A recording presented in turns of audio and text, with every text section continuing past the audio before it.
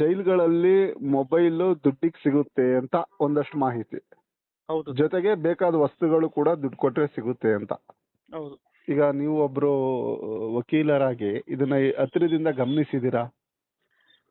Sir ನೋಡಿದೀನಿ. ಏನಂದ್ರೆ ಹಾ ಈ ಜೈಲಿನಲ್ಲಿ 7,000 ರೂಪಾಯಿ ಮೊಬೈಲ್ ಇರ್ತಾವಲ್ಲ ಹೊರಗಡೆ, ಹಾ ಅದನ್ನ 24,000 ರೂಪಾಯಿಗೆ ಮಾರ್ತಾರೆ. ಅಂದ್ರೆ ಹೊರಗಡೆ 7,000 ರೂಪಾಯಿ ಮೊಬೈಲ್, ಜೈಲ್ ಒಳಗಡೆ 24,000 ರೂಪಾಯಿ. 24,000 ರೂಪಾಯಿ. 1 to ಡಬಲ್ ಅಲ್ಲ, ಅದಕ್ಕೆ ಒಂದು ಡಬಲ್. ಟ್ರಿಬಲ್, ಅದಕ್ಕೆ ಟ್ರಿಬಲ್ ಗಿಂತ ಜಾಸ್ತಿ. ಆ ರೀತಿ ಆ ಮನಸ್ಸು ಬಂದಂಗೆ ಹಾ ಬೇಕು ಜೈಲ್ ಮೊಬೈಲ್ ಬೇಕು ಅಂತ. ತಿರ್ಗಾ ಆ ಮೊಬೈಲ್ ನ ಏನ್ ಮಾಡ್ತಾರೆ ಪೊಲೀಸ್ರೆ, ಮಾರೋದು ಯಾರು ಇಲ್ಲ, ಪೊಲೀಸ್ರೆ, ಅಲ್ಲಿನ ಅಧಿಕಾರಿಗಳೇ, ಹಾ ಇನ್ಯಾರು ತಗೊಂಡೋಗಕ್ಕಾಗಲ್ಲ. ಇಲ್ಲಿನ ಅಧಿಕಾರಿಗಳು, ಜೈಲರ್ ಅಧಿಕಾರಿಗಳು ಏನ್ ಮಾಡ್ತಾರೆ, ಹಾ ಆ ಜಾಗದಲ್ಲಿ ಇರುವಂತ ರೌಡಿಗಳು, ಸ್ವಲ್ಪ ಸ್ಮಾರ್ಟ್ ಆಗಿರೋರು, ತೂಕವಾಗಿರೋರು, ಹೆಸರಿರುವಂತವ್ರನ್ನ ಚೆನ್ನಾಗಿ ಇಟ್ಕೊಂತಾರೆ. ಅವರು ಅವ್ರ ಕಡೆಯಿಂದ ಅವ್ರನ್ನ ವ್ಯಾಪಾರ ಮಾಡಿಸ್ತಾರೆ. ಸಿಮ್ ಕಾರ್ಡ್ ಇರ್ಬೋದು, ಮೊಬೈಲ್ ಇರ್ಬೋದು, ಬೇರೆ ಅಂತದ್ದು ಏನೇ ಇದ್ರು ಕೂಡ ಅಲ್ಲಿ ಮಾಡಿಸ್ತಾರೆ. ಸಿಗರೇಟ್ ಕೊಡಿಸುವಂತದ್ದು, ಬೇರೆ ವಸ್ತುಗಳು ಏನೇ ಇದ್ರು ಅಲ್ಲಿಂದ ವ್ಯಾಪಾರ ಮಾಡಿಸ್ತಾರೆ. ಅದನ್ನ ತಿರ್ಗಾ ಒಂದು 3 ತಿಂಗಳು 4 ತಿಂಗಳಾದ್ಮೇಲೆ ಇವರೇ ರೈಡ್ ಮಾಡ್ಬಿಡ್ತಾರೆ. ಮತ್ತೆ ಅಯ್ಯೋ ಅವರೇ ರೈಡ್ ಮಾಡ್ಬಿಡ್ತಾರೆ, ಆಫೀಸ್ ರೈಡ್ ಮಾಡ್ಬಿಟ್ರು ಅಂತ. ತಿರ್ಗಾ ಅದನ್ನ ಅವರೇ ಮಾಡ್ತಾರೆ. ಸೊ ಈ ರೀತಿ ವ್ಯವಸ್ಥೆ ನೋಡಿ. ಇವತ್ತು ದರ್ಶನ್ ಅವ್ರಿಗೆ ಏನಾಗಿದೆ, ವ್ಯವಸ್ಥೆ ಇದೆ ಅಂತ ಹೇಳಿ ಜೈಲಿನಲ್ಲಿ ಈ ತರ ವ್ಯವಸ್ಥೆ ಇದೆಯಾ ಅಂತ ಹೇಳಿ ಸಾಮಾನ್ಯ ಜನರು ಒಂದ್ ಸ್ವಲ್ಪ ಗಾಬರಿ ಆಗಿದ್ದಾರೆ. ಏನಪ್ಪಾ ಈ ಸರ್ಕಾರ, ಏನ್ ಈ ಸಮಾಜ ಅನ್ನೋ ತರ ಹೇಳ್ತಿದ್ದಾರೆ. ಎಲ್ಲ ಕಾರಣ ಒಂದ್ ವಿಚಾರ ಹೇಳಿದ್ರಿ, 7,000 ರೂಪಾಯಿ ಮೊಬೈಲ್ ನ ಒಂದ್ ಅಂದಾಜ್ 24,000 ರೂಪಾಯಿಗೆ ಮಾರಿ ಅದೇ ಮೊಬೈಲ್ ನ ಇವರೇ ಮತ್ತೆ ಸೀಸ್ ಮಾಡ್ತಾರೆ. ಮತ್ತೆ ಇವರೇ ಸೀಸ್ ಮಾಡ್ತಾರೆ. ಆ ರೀತಿ ಇವತ್ತು ಇದಕ್ಕೆಲ್ಲ ಕಾರಣಕರ್ತರು ಯಾರು ಅಂದ್ರೆ ಸರ್, ಅಲ್ಲಿನ ಜೈಲಿನ ಅಧಿಕಾರಿ.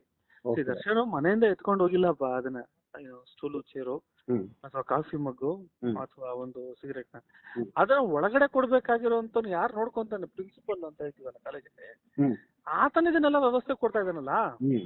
ನಾವ್ ಅವ್ನಿಗೆ ಹೇಳ್ಬೇಕು ತಾನೆ ಫಸ್ಟ್. ಇವ್ರನ್ನ ಶಿಫ್ಟ್ ಮಾಡೋದ್ರಿಂದ ಏನ್ ಸಿಗುತ್ತೆ ಅಂದ್ರೆ, ಇವ್ರನ್ನ ಶಿಫ್ಟ್ ಮಾಡ್ತಿರೋದು ಅರ್ಥ ಏನು ಅಂದ್ರೆ, ಒಂದು ಇಲ್ಲಿನ ಜೈಲಿನ ಅಧಿಕಾರಿಗಳಿಗೆ ಮೇಲೆ ಸರ್ಕಾರಕ್ಕೆ ನಂಬಿಕೆ ಇಲ್ಲ. ಎರಡನೇದು, ಈ ಜೈಲಿನಲ್ಲಿ ಇರುವಂತ ಅಧಿಕಾರಿಗಳಿಗೆ ಆಪರೇಟ್ ಮಾಡಕ್ಕೆ ಸರ್ಕಾರಕ್ಕೆ ಶಕ್ತಿ ಇಲ್ಲ. ಮೂರನೇದು, ಈ ಜೈಲ್ನ ಏನೇ ಮಾಡ್ರು ಕಂಟ್ರೋಲ್ ತಗೊಳಕ್ ಆಗಲ್ಲ ಅನ್ನೋ ಒಂದು ಮೆಸೇಜ್ ನ ಇವತ್ತು ಸರ್ಕಾರ ಕೊಟ್ಟಿದೆ ಸರ್, ಅಲ್ವಾ? ಇವಾಗ ಆತರ ಮಾಡಿದಾರೆ. ಇವಾಗ ಏನು ಆತರ ತಪ್ಪು ಮಾಡಿದಾರೆ ಅಂತ TC ಕೊಟ್ಟು ಕಳ್ಸಿದ್ರೆ ಅರ್ಥ ಏನು ಸರ್? ಅರ್ಥ ಇಲ್ಲ. ಇವಾಗ ಯಾರೋ ಒಬ್ರನ್ನ ಹುಡುಗ ಸ್ಕೂಲಲ್ಲಿ ತಪ್ಪು ಮಾಡಿದಾನೆ ಅಂತ ತಗೊಳ್ಳಿ, ಆ ತಪ್ಪನ್ನ ಅದೇ ಸ್ಕೂಲೋನು TC ಕೊಟ್ಬಿಟ್ಟು ಕಳ್ಸಿಬಿಡ್ತಾರೆ ಬೇರೆ ಸ್ಕೂಲ್ಗೆ. ಅಲ್ಲಿಗೆ ಅರ್ಥ ಏನ್ ಬಂತು?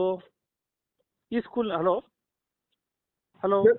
ಹೇಳಿ, ಅಲ್ಲಿಗೆ ಈ ಸ್ಕೂಲ್ ನಲ್ಲಿ ನನಗೆ ಇದನ್ನ ನೋಡ್ಕೊಳ್ಳೋ ಶಕ್ತಿ ಇಲ್ಲ, ಅದಕ್ಕೆ ನಾನು ವರ್ಗಾವಣೆ ಕೊಡ್ತಾ ಇದ್ದೀನಿ ಅಂತ. ಸೊ ಆ ರೀತಿಯಾದ ಒಂದು ಮೆಸೇಜ್ ನ ಕೊಟ್ಟಿದ್ದಾರೆ, ಇನ್ನೇನು ಕೊಟ್ಟಿಲ್ಲ. ಮತ್ತೆ ಇವತ್ತು ಒಂದು ವಿಷಯ ನೋಡಿದ್ವಿ ಸರ್, ಒಂದು 20 ಜನ ಹುಡುಗರು ಬಳ್ಳಾರಿಯಲ್ಲಿ ಜೈಲ್ ಮುಂದೆ ಹೋಗಿ ದರ್ಶನ್ ಅವ್ರು ಬರ್ತಾ ಇದಾರೆ ಅಂತ ಹೇಳಿ ಜೈಕಾರ ಆಗ್ತಾ ಇದ್ರು. ತುಂಬಾ ಸಂಕಟ ಆಯ್ತು ಸರ್ ಈ ಒಂದು ವಾತಾವರಣ ನೋಡಿದಾಗ. ತುಂಬಾ ನಮ್ ದರ್ಶನ್ ಅವರು ಇಲ್ಲಿ ಬರ್ತಿದ್ದಾರೆ ಅಂತ ಒಂದು ಸೆಲೆಬ್ರೇಷನ್ ರೀತಿ ಅವ್ರು ಮಾತಾಡ್ತಾರೆ. ಹೌದು, ಸೆಲೆಬ್ರೇಷನ್ ಮಾಡ್ತಿದ್ದಾರೆ ಅವ್ರ ಅಭಿಮಾನಿಗಳು ಅಂತ ಹೇಳ್ಬೋದು. ಇದನ್ನ ನೋಡಿ ತುಂಬಾ ಬೇಸರ ಏನು ಅಂದ್ರೆ, ಜೈಲು ಹೊರಗಡೆ ಹೇಗೆ ಸನ್ನಿವೇಶ ಇದೆಯೋ, ಜೈಲು ಒಳಗಡೆ ಅದೇ ತರ ಕೈದಿಗಳು ಸನ್ನಿವೇಶ ಇರ್ತವೆ. ಅವರು ಕೂಡ ಸಂಭ್ರಮ,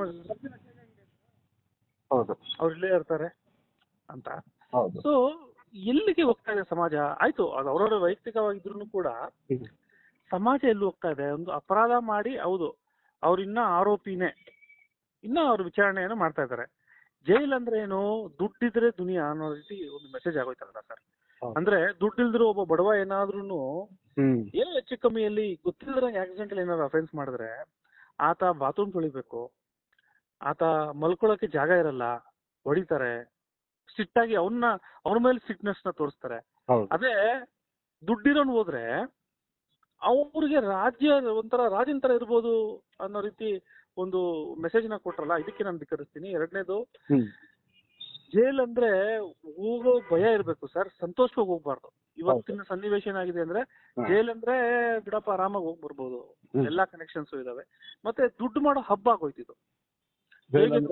ಒಂದಷ್ಟು ಜನರಿಗೆ ದುಡ್ಡು ಮಾಡೋ ಜಾಗ ಆಗೋಯ್ತು. ಇವಾಗ ಯಾವ್ದೋ ಒಂದು ಏನೋ ಕಾರ್ಡ್ಸ್ ಹಾಕ್ತಾರೆ ಸರ್, ಅವ್ರಿಗೆ ಬಡ್ಡಿ ದುಡ್ಡು ಕೊಡುವಂಥದ್ದು, ಅಲ್ಲೇ ಬಡ್ಡಿ ಕೊಡುವಂಥದ್ದು. ಅವನು ಕೊಡ್ಲೇಬೇಕು 10% 20% ಅವತ್ತಿಗೆ, ಕೊಟ್ಟಿಲ್ಲ ಅಂದ್ರೆ ಅವನಿಗೆ ಅಲ್ಲಿ ಹೊಡಿತಾರೆ. ಓಕೆ, ಸೊ ಈ ರೀತಿ ಎಲ್ಲ ಒಂದು ಸನ್ನಿವೇಶ ಬಂದಿರೋದು ಸಮಾಜದಲ್ಲಿ. ಒಂದು ಒಳ್ಳೆ ವಿಷಯ ಅಲ್ಲ ಅಂತ ಅನ್ಸುತ್ತೆ ಸರ್.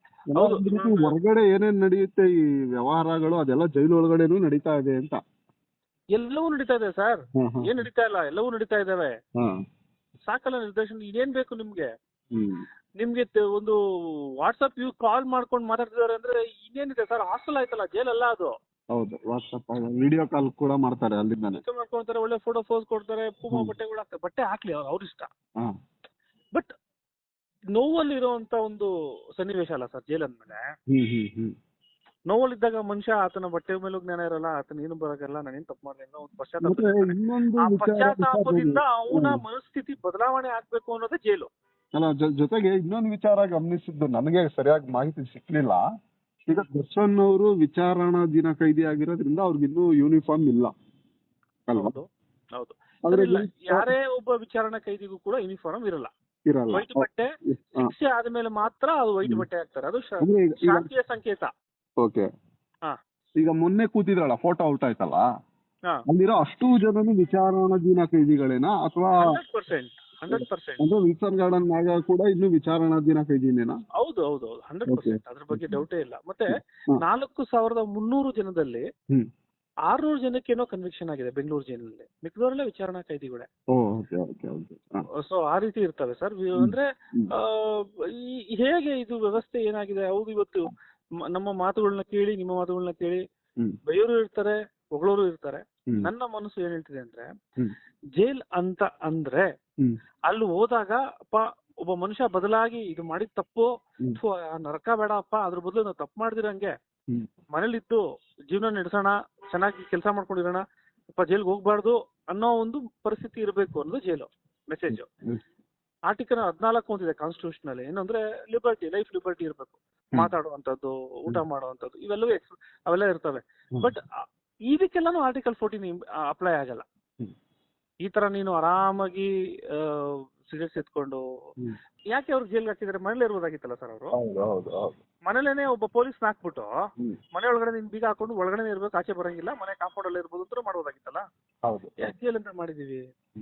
ಬಡವನಿಗೊಂದು ಶ್ರೀಮಂತನಿಗೊಂದು ಅಂದ್ರೆ ದುಡ್ಡು ಮಾಡೋದೇ ಮುಖ್ಯ ಆಗುತ್ತೆ. ದುಡ್ಡು ಮಾಡೋಕ್ಕೋಸ್ಕರ ಜನ ಏನ್ ಬೇಕಾದ್ರೂ ಮಾಡಕ್ ನಿಂತ್ಕೊಂತಾರೆ, ಇಲ್ಲಿಗಲ್ ಆಗಿ ನಿಂತ್ಕೊಂತಾರೆ. ಸೊ ಅದೇ ಈ ವ್ಯವಸ್ಥೆ. ಮತ್ತೆ ಈ ವ್ಯವಸ್ಥೆಯನ್ನ ಬದಲು ಮಾಡಕ್ಕೆ ಸಾಧ್ಯವೇ ಇಲ್ಲ ಅಂತ ಹೇಳಿ ಕೆಲವು ನಾಯಕರುಗಳು ಹೇಳ್ತಾ ಇದಾರೆ, ರಾಜಕೀಯ ವ್ಯಕ್ತಿಗಳು, ಈಗ ಪ್ರೆಸೆಂಟ್ MLAಗಳು. ಇವೆಲ್ಲವೂ ಕೂಡ ಜನರು ಸೂಕ್ಷ್ಮವಾಗಿ ನೋಡ್ಬೇಕಾಗತ್ತೆ. ಮತ್ತೆ ಇಂತ ಒಂದು ವಿಷಯಗಳಿಗೆ ಪ್ರೋತ್ಸಾಹ ಮಾಡಿ ಅವ್ರಿಗಿನ್ನ ಜೈಕಾರ ಹಾಕಿದ್ರೆ ಸಮಾಜ ಎಲ್ಲೂ ಹೋಗುತ್ತೆ ಅನ್ನೋ ಭಯ ಇದೆ. ಸೊ ಜೈಲ್ನಲ್ಲಿ ಎಲ್ಲದಕ್ಕೂ ಕೂಡ ವ್ಯಾಪಾರ ಇದೆ ಸರ್. ಹಳೆ ದ್ರಾಕ್ಷಿ ದ್ರಾಕ್ಷಿಗಳನ್ನ ತರಿಸ್ಕೊಂತಾರೆ, ಮಂಕ್ರಿ ಹಣ್ಣುಗಳನ್ನ ಲೀಗಲ್ ಆಗಿ ಕೊಡ್ಬೋದು, ದ್ರಾಕ್ಷಿನ ಅದನ್ನ ಕೊಡಿಸಿ ವೈನ್ ಮಾಡಿ ವೈನ್ ಕುಡಿತಾರೆ. ಸೊ ಈ ರೀತಿ. ಮತ್ತೆ ಮೊದಲು ಬ್ಯಾಟ್ರಿ ಇತ್ತು, ಚಾರ್ಜ್ ಮಾಡಕ್ ಆಗ್ತಿರ್ಲ್ವಲ್ಲ, ಬ್ಯಾಟ್ರಿನ ಎಕ್ಸ್ಚೇಂಜ್ ಮಾಡೋರು. ಇವತ್ತು ಈ ಬ್ಯಾಟ್ರಿ ಕೊಟ್ರೆ, ಮೊಬೈಲ್ದು ಎಕ್ಸ್ಪೈರ್ ಆಗ್ಬಿಟ್ರೆ ಬ್ಯಾಟ್ರಿ, ನೆಕ್ಸ್ಟ್ ಬ್ಯಾಟ್ರಿ ಕೊಡಕ್ಕೆ 95 ರೂಪಾಯಿ 100 ರೂಪಾಯಿ ಇಸ್ಕೊಳ್ಳೋರು. ಇವೆಲ್ಲ ನಿನಗೆ ಹೆಂಗಪ್ಪ ಗೊತ್ತು ಲೋಯ್ತಾ ಅಂದ್ರೆ, ನಾನೊಬ್ಬ 18 ವರ್ಷದಿಂದ ಕ್ರಿಮಿನಲ್ ಆಗಿರೋ ಸರ್. ಜೈಲಿನಲ್ಲಿ ಆಗುವಂತ ವಿಷಯಗಳು ನನ್ನ ಗಮನಕ್ಕೆ ಬರುತ್ತೆ, ನನಗೂ ಕೂಡ ಇಂಟಿಮೇಟ್ ಆಗುತ್ತೆ. ನಾನು ಕೂಡ ಅಲ್ಲಿಂದ ಫೋನ್ ಮಾಡಿದ್ರೆ ನಾನು ಕೂಡ ಇಲ್ಲಿಂದ ಮಾತಾಡಿರ್ತೀನಿ. ಏನಪ್ಪಾ ಯಾವ್ದಪ್ಪ ನಂಬರು? ಇಲ್ಲ ಸರ್, ಯಾರೋ ಇಲ್ಲಿ ಕೊಟ್ಟೆ, ದುಡ್ಡು ಕೊಟ್ಟು ಇಸ್ಕೊಂಡೆ ಅಂತ. ಹೌದಾ? ಮತ್ತೆ ಒಳಗಡೆ ಹೋದ ತಕ್ಷಣ ಕ್ವಾರಂಟೈನ್ ರೂಮ್ ಅಂತ ಇರುತ್ತೆ ಸರ್, ಅಲ್ಲೇ ಇಟ್ಕೊಂಡ್ಬಿಡ್ತಾರೆ. ಇದೇನ್ ಕೇಸು ಏನು ಅಂತ ಹುಡುಗರು ಇಟ್ಕೊಂಡ್ಬಿಡ್ತಾರೆ. ಇಟ್ಕೊಂಡು ಸರಿ ನೀನು ಮನೆ ಫೋನಲ್ಲಿ ಮಾತಾಡ್ಬೇಕಾ, 200 ರೂಪಾಯಿ ಹಾಕ್ಸು. ಅವ್ನು 2,000 ರೂಪಾಯಿ ಈಸಿಯಾಗಿ ಬಂತಾ, ನೆಕ್ಸ್ಟ್ ಅವ್ನು 5,000 ರೂಪಾಯಿ ಇನ್ಕ್ರೀಸ್ ಆಗ್ತಾನೆ. 5,000 ರೂಪಾಯಿ ಈಸಿಯಾಗಿ ಬಂತಾ, 20,000 ರೂಪಾಯಿ ಹಾಕು. ಆಮೇಲೆ ಒಂದ್ ದಿನಕ್ಕಿಂತ ಒಂದಿನ ದುಡ್ಡು ಬರ್ತಾ ಇದ್ದಾಗ ಡಿಮ್ಯಾಂಡ್ ಕೂಡ ಜಾಸ್ತಿ ಆಗ್ತದೆ. ಡಿಮ್ಯಾಂಡ್ ಅವ್ನಿಗೆಲ್ಲ ಸುಖ. ಹೌದಾ? ಆಮೇಲೆ ಅಲ್ಲಿರೋರೆ ಅವ್ನು ಚೆನ್ನಾಗಿ ದುಡ್ಡಿದೆ ಅಂದ್ರೆ, ಓಯ್ ಬಾರ ನೀನ್ ನನ್ನ ಕ್ಲೋಸ್ ಫ್ರೆಂಡ್, ಬಾರ ನಿಂಗೆಲ್ಲ ನೋಡ್ಕೊಂತೀನಿ, ಬರ ಬಟ್ಟೆ ತಗೋ, ನಂದೇ ಬಟ್ಟೆ ಹಾಕೋ, ಇದು ತಿನ್ನು, ಊಟ ಅಲ್ಲಿ ಜೈಲ್ ಊಟ ಮಾಡಬೇಡ, ಇದೇ ತಿನ್ನು, ಹಿಂಗಂದ. ಅದಕ್ಕೆ ಹೇಳೋದು, ದುಡ್ಡಿದ್ರೆ ಜೈಲಲ್ಲ. ಈಗ ಓವರ್ ಆಲ್ ಆಗಿ ಏನ್ ಹೇಳ್ಬೇಕಂದ್ರೆ, ಈಗ ದರ್ಶನ್ ವಿಚಾರದಲ್ಲಿ ಇಲ್ಲಿ ಒಳಗಡೆ ಅಂದ್ರೆ ಜೈಲಿನ ಒಳಗಡೆ ದರ್ಶನ್ ಕೂತಿರೋದು, ಸಿಗರೇಟ್ ಸೇರ್ತಾ ಇರೋದು ಅದು ತಪ್ಪೇ ಅಲ್ಲ, ಅಲ್ಲಿನ ವ್ಯವಸ್ಥೆಯೇ ತಪ್ಪು. ತಪ್ಪೇ ಅಲ್ಲ ಅಂತ ಹೇಳ್ತಿಲ್ಲ, ಅದು ಅವ್ರ ವೈಯಕ್ತಿಕ ಇರ್ಬೋದು. ಆದ್ರೆ ವ್ಯವಸ್ಥೆ ತಪ್ಪು ಆಫರ್ ಮಾಡ್ತಿರೋದ್ರಿಂದ ಅದನ್ನ ಯೂಸ್ ಮಾಡ್ಕೊಂತಿರೋದು ತಪ್ಪಲ್ಲ ಅಂತ ಹೇಳ್ತಾ ಇದ್ದೀನಿ.